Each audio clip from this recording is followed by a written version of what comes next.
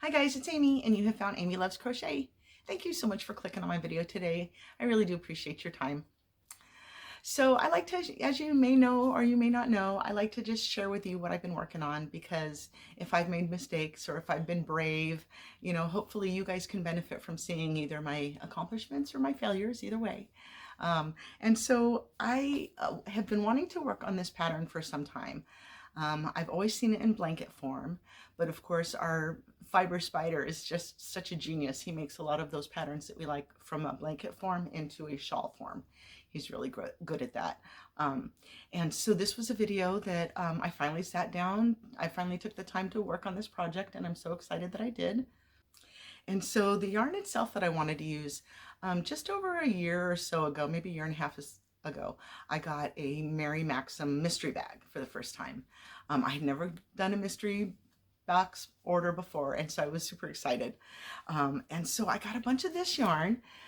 It is called Super Soft by Zeeman, and the label, it took me quite a bit of time to kind of figure out what I was seeing on the label, because it's all new to me at that point. And they don't give you a color name, they just say color number 30, but we can all see how bright pink that is.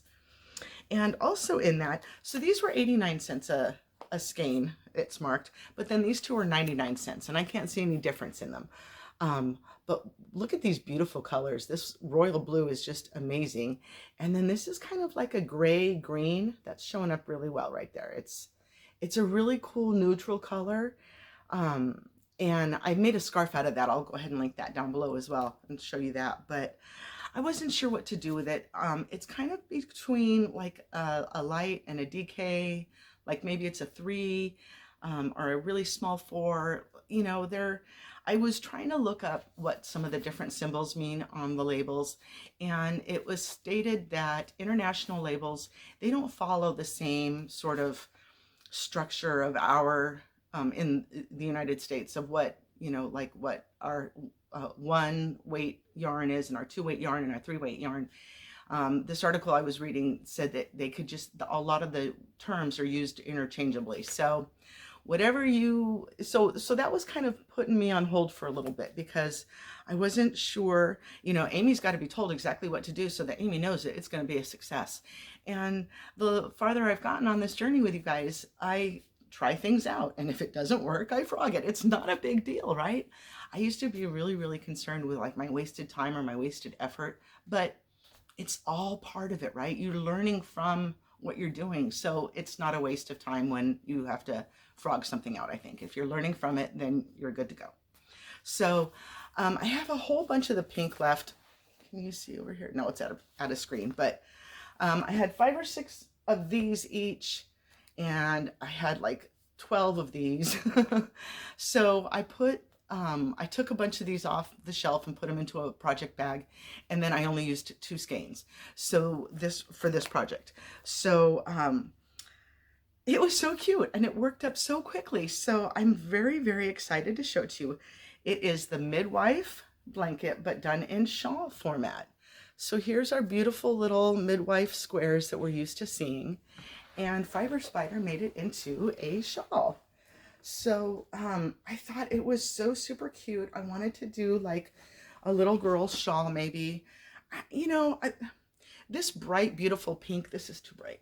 This bright beautiful pink is, I don't always feel like it's an adult color, and forgive me if you love this and you're an adult, but when I see this bright pink, it just makes me think of a little girl. So I didn't want to make this too big for my first try at it, and I kid you not, it worked up, I think, in like 2 days or something. It was so fast, and it was so fun, and it was so easy.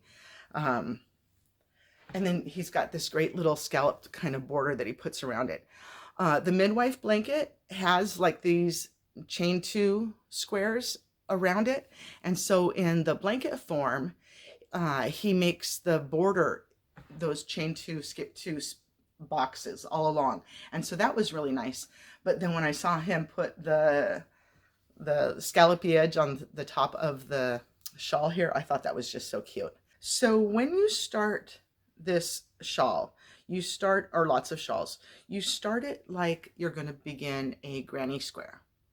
And then a lot of them just do a chain 3 on each row to, you know, get up to the next row, and then you chain 3 and you work the next row. Well, the way we started it up, I thought, well, we're only chaining it from here to here, and so from here to here, I thought the edging was going to be all off, and it's not. It's beautiful and scalloped, and so that's where I was saying you got to trust the process. And that's where I'll go in and I'll just follow a pattern because I'm trying to trust the process, and sometimes it just doesn't work out. I don't know. I want to be politically correct because I make mistakes as well in my tutorials, but sometimes you'll be following a tutorial and you're just like, what the heck did they just do? That does not make sense. And so sometimes trust in the process will take you longer to find out that it's a mistake. But I love Fiber Spider and his videos. He's so very thorough. And so, you know, if you need that step-by-step instruction, he's a great one to give it to you. But I do find myself, okay, go faster, go faster. I know this part, go faster. And so I've got to be patient. So yeah, so if you've got any of this Zeeman yarn, I suggest you use 2 skeins of it to work on a little midwife shawl, because I thought it was just a fun little, quick little project. I do so many blankets that are long-term projects that I love to find something that's going to work up really quick. So this was a go-to. I'm definitely going to do it again. I don't know if I'm going to use this yarn to do it again, but that's one of those other things that I like to do, the same pattern in different yarns or different hook sizes, things like that, to show you guys what the comparisons would be. So the other thing that I was looking up was how long to make the child, what size to make the child shawl. And it continued to come up with child scarf. So I thought, okay, I guess I'll just use the same idea. Like, I mean, my arms are stretched. Like, this is good size. Would this be an adult size? No. But, you know, so I don't know. I like a little scarf as a little kind of kerchiefy thing. This one's a little bit big and bulky. And so, ooh, that's a good idea. I think maybe I'll use one of the other colors and do a smaller one to be a little neck kerchief. I like that idea. So that was the Zeeman Super Soft yarn. But there is also this Royal Batik. The other skeins of yarn that I got in that same shipment, also from Zeeman. This looks to be like their worsted, maybe. You can see here how close the yarn weights are to each other, and that the blue is just a little bit bigger. So this one says 4-5. And so, in my opinion, you would use either, you know, a 4, 4.5, or a 5 millimeter. If you've got any of this Zeeman yarn and you have used it before, let me know down below what you used it on.